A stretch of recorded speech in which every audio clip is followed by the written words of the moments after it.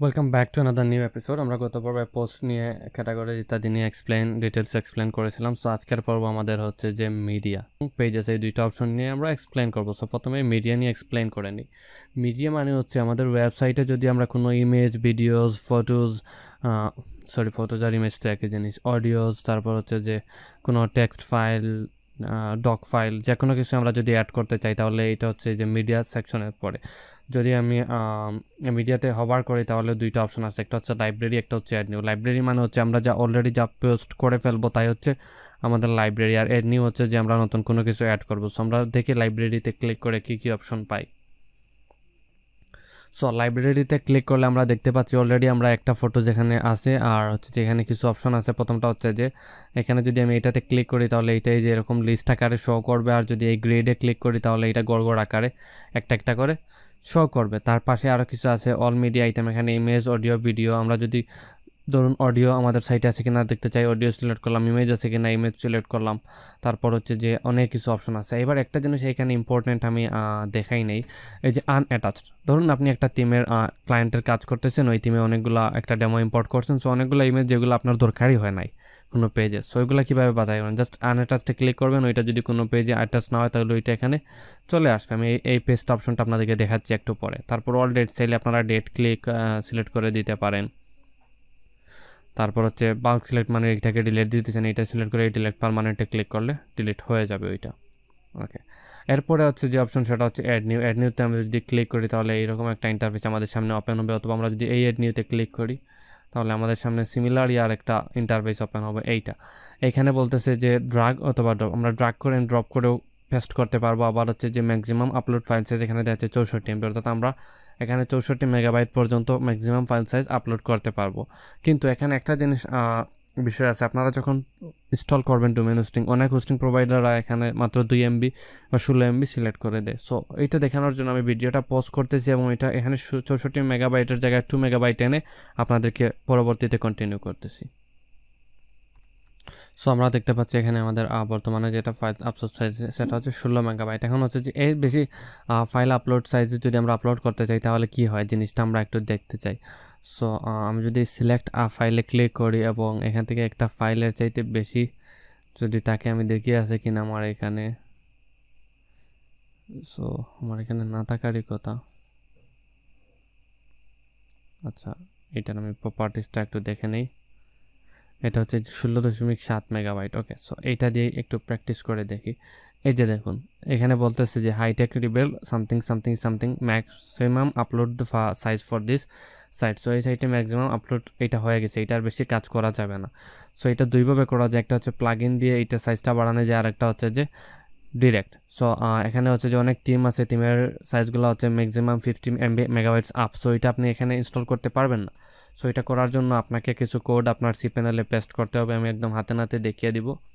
So আপনাকে প্রথমে চলে যেতে হবে আপনার সি প্যানেলে। আপনার সি প্যানেলে আপনাকে লগ ইন করতে হবে। সি প্যানেলে কীভাবে লগ ইন করতে হয়, আপনার ডোমেইন নেম .com, তারপর একটা কুলন, তারপর 2083, অথবা আপনার এক এক হোস্টিং প্রোভাইডারের ক্ষেত্রে কোনো ক্ষেত্রে 2082 হতে পারে, আবার কোনো ক্ষেত্রে 83ও হতে পারে। সো আমার 83তে আমি এটা পেস্ট করে ঢুকে গেলাম সরাসরি এখানে আসার পর আমার এরকম আসতেছে, আপনাদের নাও আসতে পারে কারণ এটা যার যে টিমে কাজ করে অভ্যস্ত। সো এই টিমের আন্ডারে ক্লিক করে চাইলে আপনারা এটাকে চেঞ্জ করতে পারবেন। আমার এখানে থিমটা লোডিং হচ্ছে। তারপর এখানে এসে সার্চ করবেন ফাইল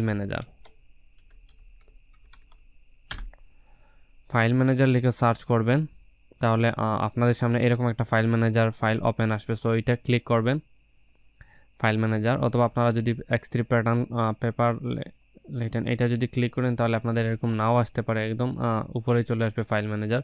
সো ফাইল ম্যানেজারে ক্লিক করার পর আপনারা এইখানে নিয়ে আসবে আপনাদেরকে, এইটা আমি দেখাইছিলাম কিন্তু আপনাদেরকে সি প্যানেলের পার্টে। সো আপনাকে এখানে নিয়ে আসবে, আসার পর এখান থেকে আপনাদেরকে কী করতে হবে, আপনাদেরকে এখানে আসার পর কিছু কোড পেস্ট করতে হবে। প্রথমে আপনার ডোমেইনটা সেট করে নিতে হবে। সো আমাদের ডোমেইন কোনটা, আমাদের ডোমেইন হচ্ছে মেইন যে এইটাই হচ্ছে আমাদের ডোমেইন, এটাই আমাদের হচ্ছে ডোমেইন। সো এখানে আমাদের কিছু কোড পেস্ট করতে হবে। প্রথম যে কোডটা পেস্ট করতে হবে সেটা আমি এখানে লিখেই রেখেছি। প্রথমে আমরা একটা php.ini কোর্স লিখবো। ওকে, সো আমরা এটা লেখার জন্য প্রথমে এইটুকু আমরা কপি করে নেই, তারপর আমি এক্সপ্লেইন করতেছি। কপি করে নিলাম, ফাইল ম্যানেজারে চলে আসলাম। আসার পর এখানে এই যে সফট কোড আর বিডি এই হচ্ছে একটা। আবার যদি আমি এখানে লিখে দেই যদি imonsacademy.com,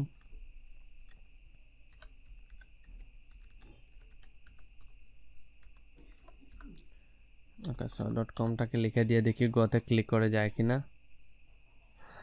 এই ডিরেক্টরিটা আমার এটা ফাঁকা পাইছে, সো কি জন্য ফাঁকা পাইছে আমি নিজেও জানি না। সো এই যে পাবলিক HTML এটার ভিতর আসবো আমরা প্রথমে আসবো হচ্ছে আমাদের সি প্যানেলে আসার পরে যে পাবলিক HTML এটার উপর ডাবল ক্লিক করব। ডাবল ক্লিক করার পর এখান থেকে আমাদেরকে প্রথমে কি করতে হবে, প্রথমে এই যে ফাইল নট ফোল্ডার ফাইলের উপর প্লাস ফাইলের উপর ক্লিক করতে হবে, অথবা আমরা মাউসের রাইট বাটনে ক্লিক করে করতে পারি, যেমন কোনো একটা ফাঁকা জায়গায় ক্লিক করে করতে পারি। সো আমি এখান থেকে প্লাস ফাইলে ক্লিক করলাম, তারপর এখানে লিখবো ছোটো হাতের php.ini সবগুলো ছোটো হাতের হতে হবে কিন্তু। তারপর ক্রিয়েট ফাইলে ক্লিক করব, এরকম একটা ফাইল এখানে ওপেন হয়ে যাবে। এবার এইটাতে রাইট ক্লিক করে মাউসের রাইট ক্লিক করে এডিট বাটনে ক্লিক করব, তারপর আবার এডিট, এবং এইখানে আমাদের এই কোডগুলো পেস্ট করে দিতে হবে। সো কে কোড পেস্ট করতেছি আমরা একটু আপনাদেরকে দেখাবো, এটা লোড হয়ে যাক। Upload maximum file size 256 megabyte এটা করে দিলাম। তারপর হচ্ছে post max file size 256 megabyte, memory লিমিটও করে দিলাম এত। ফাইল আপলোডস অন, তারপর হচ্ছে আপলোড ম্যাক্স ফাইল সাইজ এখানে 128 MB আছে, এখানে আমরা করে দিই হচ্ছে যে 256 MB, অর্থাৎ 256 MB পর্যন্ত আমরা মেগাবাইট পর্যন্ত আমরা আপলোড করতে পারবো। ম্যাক্সিমাম এক্সিকিউশন টাইম একটা হচ্ছে সেকেন্ডে, সো আমরা দিলাম যে 5 মিনিট পর্যন্ত এটা আপলোড হতে পারবে। সো এখানে 300 না দিয়ে আমরা 600 দিতে পারি, যে 10 মিনিট পর্যন্ত যে কেউ আপলোড করলে আমরা আপলোড করতে পারবো। তারপর যদি আমি সেভ চেঞ্জেসে ক্লিক করি এবং এই আপলোড মিডিয়াতে এসে এখানে এসে আমি যদি পেজটাকে একটু রিফ্রেশ করে দেখি আমাদের কোনো চেঞ্জ হয়েছে কিনা, এই যে দেখুন আমাদের এখানে কোনো চেঞ্জ এখনও হয় নাই। এবার কি করতে হবে, আমাকে আবার যেতে হবে, এখানে আসার পর এই যে পরবর্তী যে কোডটা আছে .htaccess কোড, এইটা আমাদেরকে কপি করে নিতে হবে। এবার আপনাকে .htaccess ফাইলে এই সেম কোডগুলো আবার পেস্ট করে দিতে হবে। সো .htaccess ফাইলগুলো আপনারা এখান থেকে খুঁজে পাবেন না, পিএইচপি পাবলিক HTML এর ভিতর ঢোকার পর এখানে খুঁজে পাবেন না। এটার জন্য কি করতে হবে, এই সেটিং অপশনে ক্লিক করতে হবে, তারপরে যে শো হিডেন ফাইল এটাতে ক্লিক করার পর সেভ ক্লিক করবেন। তারপরে যে .htaccess ফাইল নামে একটা অপশন চলে আসে, এটাতে ক্লিক করে রাইট ক্লিক করবেন, এডিট। তারপর হচ্ছে যে আপনারা এখান থেকে আবার এডিটে ক্লিক করবেন, এটাকে কেটে দিয়ে এটার কাজ শেষ। এরপর এই যে এখান থেকে জাস্ট পেস্ট করে দিবেন, সেম জিনিসগুলোই আমরা এখানে পেস্ট করলাম। জাস্ট এই যে আপলোড ম্যাক্স ফাইল সাইজ এখানে 128 মেগাবাইট আছে, এখানে আমরা 256 করে দিলাম। ম্যাক্স এক্সিকিউশন টাইম এখানে 300 ছিল, আমরা এখানে 600 করেছিলাম, 600 করে দিলাম। বাকি যেমন আছে সবগুলাই সেম, জাস্ট সেভ করে দিব। ওকে, এবার যদি আমি এটাকে একটু রিফ্রেশ দিই, তাহলেও দেখুন আমাদের এইটা চেঞ্জ হয় নাই। এবার আমরা কি করব, আমরা হচ্ছে এবার যাব পরবর্তী স্টেপ হচ্ছে wp-config.php-তে কিছু কোড পেস্ট করা। আমি এটা ওকে করে দিই, এই যে এই কোডটাকে এখান থেকে পেস্ট করতে হবে। সো আমি wp-config-এ চলে যাচ্ছি। এখানে আসার পর একটু নিচের দিকে আসলে আমরা wp-config.php একটা অপশন পাবো, এটাতে ক্লিক করে এডিটে ক্লিক করব, আবার এডিটে ক্লিক করব, এটাকে কেটে দিই এবং একদম নিচে চলে আসবো। আসার পর এই যে এখানে আমরা দেখতে পারবো ডিফাইন wp ফলস, এইটার উপরে অথবা নিচে কোনো এক জায়গায় আমরা ওইটা পেস্ট করে দিব, হয় উপরে না হয় নিচে, এটা পেস্ট করে দিব। তারপর সেভ চেঞ্জেস। এবার যদি আমি আমাদের পেজটাকে এখান থেকে রিফ্রেশ দিই, তাহলে হয়ে যাওয়ার কথা, কিন্তু এখন আমাদের এখানে হয় নাই। এর একটা কারণ আছে, কারণ আমি আপনাদেরকে এটা দেখানোর জন্য একটা প্লাগইন ইনস্টল করে রেখেছিলাম, যে ওই প্লাগইনের মাধ্যমেই আমরা ওইটা চেঞ্জ করব। সো আমি প্লাগইনটাকে এক কাজ করি, প্রথমে ডিলিট করে দিই।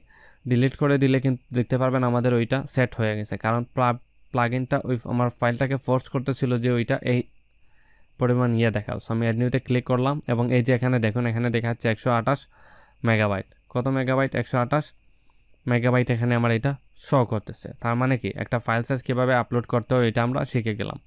এবার যদি আমরা 16 মেগাবাইটের যে ফাইলটা ছিল ওইটা যদি আপলোড করার চেষ্টা করি, এই যে দেখুন এটা আপলোড হচ্ছে, বাট আমার এখানে আপলোড করার ইচ্ছা নাই। তো তবুও এটা আমাকে আপলোড করতে হবে। সো এই যে এটা। এরপরের যে অপশনটা আছে সেটা হচ্ছে পেজ। পেজ মানে হচ্ছে যে একটা পেজ আপনি কিভাবে ক্রিয়েট করবেন। পেজ জিনিসটাকে আসলে আমার মনে হয় না যে আপনারা এখানে কেউ নাই যে জানেন না পেজ জিনিসটা কি। আর আগের কোডগুলো সবগুলো এই ভিডিও ডেসক্রিপশনে দেওয়া থাকবে, সো ডোন্ট ওয়ারি। একটা পেজ কিভাবে ক্রিয়েট করতে হয় সবগুলো পেজ এখানেই থাকবে। সো অ্যাড নিউতে ক্লিক করলাম। আমাদের বরাবর পেজের একটা টাইটেল দিতে হবে, যেগুলো আমরা মেনুতে দেখি, যেমন হোম, কোর্স ইত্যাদি। সো আমি একটা টাইটেল দিলাম হোম। এরপর চাইলে এখান থেকে আমরা আমাদের পেজের প্যারেন্ট, এখানে কিছুই লাগবে না, জাস্ট আপনি আপনার পেজটা কী হিসাবে ইউজ করবেন, স্যাম্পল পেজ নাকি অন্য কিছু, এখানে যেইটা থাকবে ওইটা। আমরা যখন প্র্যাকটিক্যালি কাজ করব তখন ওইটা আরও বেটার দেখবো। তারপর ড্রাফটও করতে পারি আমরা এখান থেকে, পেন্ডিং রিভিউ করতে পারি, আবার পাবলিশও করে দিতে পারি। সো এটা আপনাদের বিষয়। সো এইভাবেই একটা পেজ আসলে ক্রিয়েট করতে হয়। চাইলে আপনি পেজে এখানে বিভিন্ন ডিজাইনও করতে পারেন। যেমন আমি যদি লরাম ইপসামে যাই এবং এইটাকে যদি আমি ওপেন করি, আর একটাকে যদি আমি এখান থেকে কপি করে নিয়ে নেই, এতটুকু আমি কপি করে নিয়ে নিলাম, নিয়ে যদি আমি এখানে পেস্ট করে দেই এবং এটাকে আপডেট করে দেই, আর যদি আমি এই ভিউ পেজটা এখান থেকে ভিউ পেজ করে নেই, তাহলেই কিন্তু আমি এটা দেখতে পারবো।